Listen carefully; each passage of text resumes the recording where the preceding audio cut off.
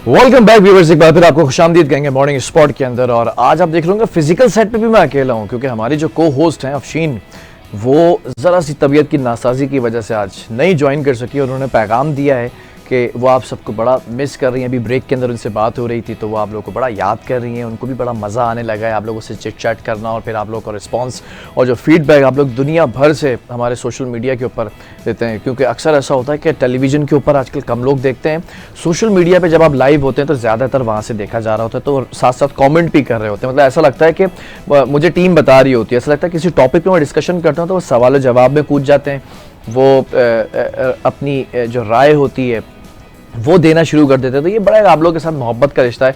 तो उम्मीद है कि अफशीन कल वापस आ जाएंगी और इंशाल्लाह फिर से ज्वाइन करेंगी। आज एक बड़ा ज़बरदस्त किस्म का टॉपिक है, बड़ा हसास टॉपिक है, हसास नौयत का टॉपिक है, बड़ा एक ऐसा टॉपिक है जिसको लोग एक हिडन वर्ल्ड में जो है वो डिस्कशन करना चाहते हैं, एक सीक्रेट वर्ल्ड के अंदर इसका ट्रीटमेंट चलाना चाहते हैं। ऐसा नहीं है, ये ज़िंदगी का एक हिस्सा है, पूरी ज़िंदगी नहीं है। ये ज़िंदगी के अंदर एक ऐसा छोटा सा पैच आता है जिसको आपको थोड़ा मेंटली आप साइकोलॉजिकली और मॉरली आप थोड़ा सा डिस्टर्ब हो जाते हैं, लेकिन अपनों का साथ होता है, आपके लाइफ पार्टनर का साथ होता है, तो ये बड़ा आप आराम से पानी के झाग की तरह इसको गुजार सकते हैं। मैं इस वक्त बात कर रहा हूँ एक ऐसी बीमारी कह लें इसे, या इसको आप बहुत ही लाइटर वर्ड के अंदर एक ऐसी पेचीदगी कह लें कि जो होती है वो ये है कि नया शादीशुदा जब जोड़ा आता है और वो उसका एक रिलेशन बिल्ट होता है और शरई तौर पर उसका एक जिस्मानी और हम आहंगी होती है, एक ताल्लुक़ होता है, तो उसके बाद उनको औलाद की ज़रूरत होती है। औलाद के लिए ये सारी चीज़ें की जा रही होती है, लेकिन औलाद अनफॉर्चुनेटली नहीं आ रही होती है, या कोई खुशखबरी नहीं आ रही होती है, कोई गुड न्यूज़ नहीं आ रही होती है। तो ये जोड़ा मेंटली, साइकोलॉजिकली, जहनी तौर पर दबाव का, तनाव का शिकार हो जाता है। और होता भी कैसे, आपसी नाचाकी नहीं होती है, जो इर्द गिर्द के रिश्ते होते हैं, जो ऑटोमेटिकली आपके निकाह के बाद रिश्ते बिल्ट होना शुरू हो जाते हैं। आज से पहले, निकाह से पहले कोई रिश्ता नहीं होता, लेकिन निकाह के बाद आपके लिए सास, जो माँ है लड़की की, सास बन जाती है, जो लड़की की माँ है वो सास बन जाती है, ससुर बन जाते हैं, नंदे बन जाती हैं, देवर बन जाते हैं, जेठ बन जाते हैं, इसी तरह साले सालियाँ बन जाते हैं। ये वो लोग होते हैं जो आपको कहीं ना कहीं प्रेशराइज करते हैं, कहीं ना कहीं आपसे खुशी में, क्योंकि उन्हें भी एक रिश्ता और डेवलप करना होता है। जो नंद है वो फुप्पो खाला बन जाएगी, कहीं फुप्पो बन जाएगी, उनके रिश्ते डेवलप्ड होंगे।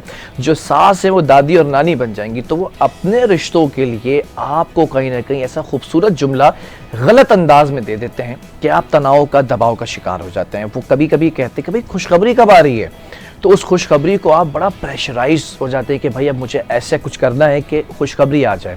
ऐसा नहीं करना है। आज हम जानेंगे इस हवाले से कि इन चीज़ों को कैसे काउंटर किया जा सकता है। सिर्फ यही नहीं, बल्कि ये मसाइल पैदा क्यों होते हैं और ये इतनी अर्ली एजेस के अंदर क्यों सामने आ रहे हैं। एक ख़ास टॉपिक है, ख़ास एक ज़ाविया इस टॉपिक का, जो मैं आज बहैसियत मर्द, एज अ मेल डिस्कस करना चाहूँगा। पाकिस्तान के अंदर हम देखते हैं कि एक बहुत बड़ा रेशो है जिसमें ये बे औलादी का जो शिकार जोड़ा है उसमें 80% जो है वो इस वक्त मर्द हजरात हैं, कि मर्द जो है वो इसका शिकार होना शुरू हो गए हैं। लेकिन अगर आप किसी से पूछें मर्दों से कि आपने अपना टेस्ट कराया, तो उनके औसान ख़ता हो जाते हैं, उनके चेहरे का रंग उड़ जाता है। क्यों ऐसा होता है और सारा मलबा एक औरत पे ही क्यों गिरा दिया जाता है, आज इन तमाम चीज़ों की बात करेंगे। Very well experienced, intellectual and well groomed guest over here in our studio, और उनका ताल्लुक़ है बेसिकली वो हैं माहिर तौलीदी, यानी कि माहिर जो बांझपन होता है, तो बे औलादी भी कह सकते हैं, बांझपन भी कह सकते हैं, तौलीदी सेहत भी कह सकते हैं। ये इसके माहिर हैं, एक्सपर्ट हैं। और सिर्फ ये नहीं, ये इनको जो चीज़ मिली है ये मौरूसी है। इनके वालिद साहब भी more than 40 years he has been serving in this field, in this department, बड़े सक्सेस रेशो के साथ। तो ये भी काफ़ी अरसे से इस फील्ड के अंदर हैं। हमारे साथ मौजूद हैं डॉक्टर उसामा हिलाल। अस्सलाम वालेकुम, वेरी गुड मॉर्निंग। वालेकुम अस्सलाम। और सब कैसे हैं आप? खैरियत से? अल्हम्दुलिल्लाह, आप बताएं कैसे? कोशिश मैंने की तमीद बांधने की, कहीं कमी बेशी रह गई हो तो माफ कीजिएगा। नहीं। लेकिन मैं ज़रा जानना चाह रहा था, क्योंकि लोगों को इससे इमोशंस अटैच होते हैं, सेंटिमेंट्स अटैच होते हैं, और लोगों की कहीं ना कहीं एक दुखती रग भी यही होती है जिसको कहीं ना कहीं रिश्तेदार, करीबी रिश्तेदार अपने दबा देते हैं। ज़रा बड़े बेसिक क्वेश्चन से हम स्टार्ट करेंगे। बांझपन बे औलादी या तौलीदी सेहत की अगर बात करें, ये क्या है और ये मसला क्या है जो आज बहुत ज़्यादा बढ़ता चला गया है? हमारे माशरे में बड़ी तब्दीली आती जा रही है। हमारा लाइफस्टाइल है जो हमने अडॉप्ट किया हुआ है, फॉर उसकी वजह से मेल्स और फीमेल्स में दोनों में ही इनफर्टिलिटी इश्यूज़ आते हैं। अनफॉर्चुनेटली हमारे माशरे में अगर कोई कपल कंसीव नहीं कर पा रहा है शादी के बाद, तो सारा ज़िम्मा जो है उसका औरत के ऊपर होता है। पूरे माशरे का, घर का, फैमिली का प्रेशर होता है। तो जब वो हमारे पास आते हैं तो हम टेस्टिंग करवाते हैं, बेसिक स्कैन्स करवाते हैं। ठीक है। तो आप यकीन जानिए कि 50% आजकल जो है ना मेल्स निकलते हैं। अच्छा। जिनके मेल फैक्टर्स होते हैं, जिनकी वजह से कपल कंसीव नहीं कर पा रहा होता है। क्योंकि पाकिस्तान का जो रेशियो है वो मैंने अभी नोट किया, तो One in every WHO seven के couple मुताबिक 22% लोग हैं जिसमें से 50% मर्द शिकार जी हैं। बिल्कुल ऐसी है, ऐसा ही है? बिल्कुल ऐसी है।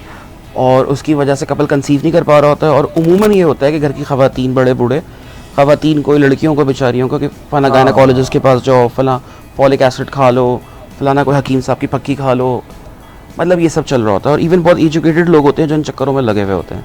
मतलब तो आप उस जोड़े का बेड़ा गर्क कर दें, बिल्कुल ऐसी और है। फिर उसके बाद आप उससे औलाद एक्सपेक्ट करें। बिल्कुल ऐसी है। तो सबसे पहले तो ये है कि मेडिकल साइंस में 12 महीने तक तो बात भी नहीं करनी चाहिए कंसीव के लिए। अच्छा। ताकि दिमागी हमआहंगी हो जाए, अंडरस्टैंडिंग हो, आपका रिलेशनशिप तो डेवलप हो। ये थोड़ी कि आपने सिर्फ शादी करी और सिर्फ बच्चे पैदा कर लिए। सही, बिल्कुल सही। उसके लिए आपको मैच्योर होना पड़ता है। की आपने ये। दूसरी बात यह है कि दोनों को बेसिक टेस्टिंग से गुजरना चाहिए। हमारे माशरे में बड़ा टैबू समझा जाता है कि अगर कोई मेल अपनी सीमेन एनालिसिस की टेस्टिंग करने के लिए जाए वो, तो उमूमन ये नहीं होता। हमारे पास मैंने देखा है कि लोग 4 साल हो गए, 6 साल हो गए और ख़वातीन आई, उनका स्कैन है, उसमें मुख्तलिफ इशूज़ है। लाइक फॉर इंस्टेंस कि उनको कोई फाइब्रॉइड्स हैं, कोई सिस्ट हैं और उनको कोई ओवुलेशन नहीं हो रही है, कंसीव नहीं हो पा रहा है, तो वो हम कहते हैं कि अपना पहले मेल का करके लाओ, टेस्ट करवा के लाओ। ठीक है। वॉट एवर जहाँ से भी तो मेल पार्टनर साथ आते हैं उनके? बिल्कुल साथ आते हैं। तो उनसे आप डायरेक्ट बात करते होंगे कि भाई आपने अपना टेस्ट कराया? बिल्कुल, हमारे वहाँ ये बड़ा स्ट्रिक्टली क्राइटेरिया है कि कपल दोनों साथ आएगा। ठीक है। अगर कोई मेल अकेला आएगा हम नहीं डील करते। ओके। अगर कोई फीमेल अकेली आएगी तो भी नहीं डील करते, दोनों को साथ आना है। ठीक है। क्योंकि रीज़न ये है कि उस वक्त छुपा के कुछ मिलेगा नहीं। जब आप कंसीव कर नहीं पा रहे हैं तो दोनों को सामने होना चाहिए। आप पूरी एक मेडिकल हिस्ट्री पूछते होंगे, आप उनके शादी का एक टेन्योर पूछते होंगे, टाइम पूछते होंगे, कॉम्प्लिकेशंस पूछते होंगे, कोई मसला तो नहीं है? हम लोग कोशिश करते हैं कि कम से कम शादी के 3 साल बाद लें। अच्छा। इससे पहले हम नहीं लेते। 3 साल के बाद कम से कम? यानी कि शादी के बाद आपको 36 मंथ साथ होना है और उसके बाद फिर आप उसको ट्रीट करते हैं? बिल्कुल ऐसी है कि पहले खुद को टाइम दें। और आप यकीन करिए कि जब हम टेस्ट करवाते हैं तो लोगों को 3-3, 4-4 साल हो चुके हैं, कंसीव नहीं हुआ हुआ, लेकिन मेल का कोई टेस्ट नहीं हुआ था सिरे से। और जब हम कराते हैं तो बाज़ औक़ात ऐसा होता है कि इंटायरली सारा जो ब्लेम है वो फिर मेल पे आता है। अच्छा। तो फिर वो जब मेल के टेस्ट होते हैं तो आसानी से उस चीज़ पर आमादा हो जाते हैं, या वो जो एक मेल डोमिनेंसी और एक मेल ईगो होता है वो है हमारे में? वही मैं आपको कह रहा हूँ कि वो हमारे में टैबू है, वो है। और ऐसा तो नहीं होता, सॉरी आपकी बात कर रहा हूँ, ऐसा तो नहीं होता कि वो कहते हैं कि भाई हम किसी और डॉक्टर के पास जाएंगे? नहीं, समझ में नहीं ऐसा नहीं होता। उसका रीज़न ये है कि हम लोग जैसे मैंने आपको बताया कि हम लेते ही शादी के 3 साल बाद हैं, तो वो कंसर्न होते हैं। फिर हम उनको काउंसिल करते हैं, दिखाते हैं, केसेस दिखाते हैं जो और रिपोर्ट्स होती हैं डेली बेसिस पे, तो वो भी शेयर करते हैं, दिखाते हैं कि देखें ये खातून थी और ये इनका हस्बैंड का जब हमने टेस्ट करवाया तो इशू तो मेल में था। बेसिकली कंसीव करने के लिए दोनों 50-50% ज़िम्मेदार होते हैं। ऐसा नहीं होता कि सिर्फ खातून पे सारी जिम्मेदारी कि कंसीव नहीं हो पा रहा है। मेल का भी इसमें पार्ट है, 50% मेल है, 50% फीमेल है। मेल्स के इश्यूज़ थोड़े से कम हैं लेकिन फीमेल के बहुत सारे होते हैं। ठीक है। अच्छा डॉक्टर उसामा बिन हिलाल साहब, मैं ज़रा एक और क्वेश्चन करना चाहूँगा। बड़ा अच्छी आपने बात की और मैं जिस पॉइंट की तरफ आना चाह रहा था मेल इनफर्टिलिटी के हवाले से, तो उसी को ज़रा सा पहले डिस्कस कर लेते हैं, क्योंकि एक टैबू है। वो टैबू हो सकता है कि पहले इनिशियल ब्रेक से पहले ये ख़त्म हो जाए इंशाल्लाह। बहुत सारे लोग आपको देख रहे होंगे इस वक्त लाइव। मेल इश्यूज़ क्या क्या हैं? मेल इश्यूज़ जो होते हैं आपकी मोर्टेलिटी, मॉर्फोलॉजी, स्पर्म का शेप, ये सारी चीज़ें होती हैं। ठीक है। स्पर्म काउंट कम है, स्पर्म का शेप ख़राब है, ठीक है, या कोई इन्फेक्शंस हैं। अब देन अगेन वो थोड़ा सा और टैबू हो जाता है। हमारे माशरे में बिल्कुल है इन्फेक्शंस जो कि STIs होते हैं, तो उसको लाइक ट्रीट करते हैं, जिसकी वजह से बाज़ औक़ात स्पर्म का कोई ब्लॉकेज आ गया, कोई वेरिकोसील है, उसमें बाज़ औक़ात सर्जरी करानी पड़ती है कि आपका स्पर्म कॉर्ड ही ब्लॉक है, पीछे बन तो रहा है लेकिन वो आगे तक आ नहीं रहा है। अच्छा। तो जब स्पर्म ही नहीं आएगा तो औरत कंसीव कैसे करेगी? या इसका शेप ख़राब है, या उसकी लाइक जो उसकी मूवमेंट है मूवमेंट ही नहीं है, जिसको जहाँ पे पहुँचना है, जो लाइक ज़ायगोट फॉर्म होगा वो वहाँ पे पहुँच ही नहीं रहा है। अच्छा, एक सवाल है, बड़ा एक लोगों के अंदर मायूब समझा जाता है और हम देखते हैं हर ब्रिज के नीचे, हर पुल के नीचे लिखा होता है मर्दाना कमज़ोरी का इलाज। मतलब इस कौम को सबसे ज़्यादा मसला इसी बीमारी का है। बच्चा अपने पैरों पे खड़ा हो ना हो, लेकिन इंसान की ज़िंदगी जो है ना इसी पे अटकी हुई है। बहरहाल ये मर्दाना कमज़ोरी से इसका ताल्लुक़ है, या कभी कभार ऐसा होता है कमज़ोरी नहीं होती बज़ाहिर ऐसी कोई, उसको लोग मिसकंसेप्शन के अंदर जा रहे होते हैं, कॉन्सेप्ट उनका डिस्टर्ब हुआ हुआ होता है। अच्छा, इसकी हमारे माशरे में वही है कि एजुकेशन, अवेयरनेस, अगर कोई कमज़ोरी है फिज़िकल या लाइक वो प्रीमेच्योर एजैक्यूलेशन है या इरेक्टाइल डिसफंक्शन है, ठीक है, तो ये इनफर्टिलिटी का कॉज हो सकता है somehow। लेकिन ऐसा नहीं है कि पूरा इसी पे इन्हिसार। हाँ, उसका रीज़न ये है कि देखिए इसका स्पर्म काउंट होना चाहिए, मोर्टेलिटी मॉर्फोलॉजी सही होनी चाहिए, भले से इसको ये इश्यूज़ हों, कोई इशू नहीं है। रीज़न आपने टेस्ट ट्यूब IVF XC का सुना होगा, जो आजकल राइजल वक्त इनफर्टिलिटी के ट्रीटमेंट्स हम लोग करते हैं, तो इसमें तो कुछ भी ऐसा नहीं होता, वो तो खाली आपने इसका सैंपल लिया और एक पेट्री डिश में आपने उसको ग्रो करा। अच्छा, आपने एक बात बड़ी ज़बरदस्त की कि मेल इनफर्टिलिटी का इलाज हो सकता है अगर वो टैबू ख़त्म किया जाए। लेट्स सपोज एक कपल आपके पास आता है और उसने 3 साल आपकी रिक्वायरमेंट पूरी की कि 3 साल तक they been living with each other peacefully with lots of care and love, उसके बाद भी अगर उनको ये औलाद की नेमत नहीं मिल रही है और वो इलाज की गर्ज से आपके पास आते हैं और सारा आप टेस्ट करा के देखते हैं तो मेल के ऊपर वो सारा बर्डन आता है, तो मेल का इलाज जब शुरू होता है तो वो कितने मंथ्स रिक्वायर्ड होते हैं अगर वो आपकी इंस्ट्रक्शंस को फॉलो करे, अगर वो आपकी प्रिस्क्रिप्शन को फॉलो करे, तो how much time do you take के कुछ मामला बेहतर नज़र आना शुरू हो गए? बाज़ औक़ात 2 महीने 3 महीने, बाज़ औक़ात ज़्यादा भी टाइम लगता है, बाज़ औक़ात ऐसा भी होता है। अच्छा, मैं पूरा काउंसल करता हूँ, हाँ, बहुत तरीके से, स्ट्रेट फॉरवर्ड पहले बता देता हूँ कि कंसीव करने की कोई मेडिसिन दुनिया में नहीं एग्जिस्ट करती। ठीक है, वेरी गुड। और लोग क्लेम करते हैं कि ये कोर्स कर लें, हाँ, बच्चा हो जाएगा। हाँ, ये बड़ा होता है, 3 महीने में करें और औलाद नरीना हासिल करें। हाँ, तो ये ऐसा नहीं है। अगर ऐसा होता तो बाहर दुनिया इतनी एडवांस है, वहाँ पे खवातीन और इवन यहाँ पे बच्चे पैदा हो शादी नहीं करती हैं, बच्चे पैदा कर लेती हैं। तो ऐसा नहीं है, ये गलत कॉन्सेप्ट है। और ख़ास तौर पे सोशल मीडिया का हमारे वहाँ जो मिसयूज़ होता है, विद ऑल ड्यू रिस्पेक्ट, शायद लोग अच्छा ना समझे, मैं बोलूँगा, जो भी चाहे वीडियो उठा के बना दे और डाल दे। यार ये लेकिन बड़ी खूबसूरत बात, लेकिन मैं परेशान बहुत हूँ। मैं मतलब टिकटॉक खोलूँ तो ये चीज़ सामने आ रही है, मैं फेसबुक खोलूँ तो ये चीज़ सामने आ रही है। वो तब राफेल से मिलाना शुरू कर दिया इन्होंने एड्स के अंदर। मतलब क्या क्या कमाल के ये हकीम, और ये कमाल के, मैं नाम यूज़ करूँ हकीम, लेकिन हकीम ऐसे होते नहीं, ये कमाल के लोग हैं। तो इनकी ब्रांडिंग का लेवल नेक्स्ट होता है क्योंकि साइकोलॉजिकली इनको पता है ये ट्रैप है आवाम। बिल्कुल ऐसी है। बस बात ये कि अच्छा, ऑल्टरनेट मेडिसिन में भी बहुत सारी चीज़ें हैं मेल और फीमेल इनफर्टिलिटी के लिए। जैसे हमारे वहाँ मेडिकल साइंस में अगर किसी के स्पर्म काउंट, मॉर्फोलॉजी, मोर्टेलिटी बहुत कम है, तो मैंने बहुत सारे ऑल्टरनेट साइंस ऑफ मेडिसिन में देखा है कि मिरेकल्स होते हैं। अच्छा, लेकिन बहुत कम लोग हैं। अगेन उसका मसला ये कि हमारे वहाँ पाकिस्तान में बहुत सारी चीज़ों पे रिसर्च नहीं है, क्लिनिकल ट्रायल्स नहीं है, कोई ऐसी एजुकेटेड बॉडीज़ एग्जिस्ट नहीं करती कि जिसको हम उन चीज़ों को थोड़ा सा और ग्रो करें वक्त के साथ। ठीक है, उसको थोड़ा सा एडवांस करें और उसका फ़ायदा हासिल करें लोग। अच्छा, मेल के यही इश्यूज हैं जो आपने भी डिस्कस किया, और there is something else which you want to discuss over here? Males के बेसिकली यही है कि स्पर्म काउंट, मोर्टेलिटी। सादे से लोग होते हैं ये मर्द हजरात, छोटी छोटी सी कुछ एक दो जो है वो टेक्निकल और मैन्युफैक्चरिंग कुछ है मामला, तो उसको अगर सही कर लें तो आपका ये टैबू भी ख़त्म हो जाए, आप बेहतरीन एक फिज़िकली भी फिट करार दिए जाएंगे। अच्छा, now let's move towards females के इश्यूज़ हमने देखा है कि कुछ ज़्यादा होते हैं क्योंकि उनका एक नेचुरल प्रोसेस होता है हर मंथ का, वो भी अगर डिस्टर्ब हो जाए तो बहुत सारी चीज़ें, हार्मोनल इश्यूज़ भी होते हैं। I just want to start from PCOS। ये एक बड़ा कॉमनली एक सेइंग है कि PCOS हुआ है, इसकी वजह से जो है ना वो कंसीव नहीं कर पा रही है, औलाद नहीं हो पा रही है, या कोई खुशखबरी नहीं आ पा रही है। Is it true? देखिए, PCOS इस वक्त पूरी दुनिया में और शमूल पाकिस्तान हर चौथी लड़की या औरत को है। ठीक है। PCOS में कंसीव करना मुश्किल होता है या बाज़-औक़ात नहीं होता है, ये भी करेक्ट है, लेकिन बहुत बार ऐसा भी होता है कि PCOS होता है और आराम से कंसीव होता है, स्पॉन्टेनियस कंसेप्शन होती है विद इन फ्यू डेज़ या few months after the marriage. और और बाज़ औक़ात बड़ी प्रॉब्लम होती है। अब ये क्यों होता है?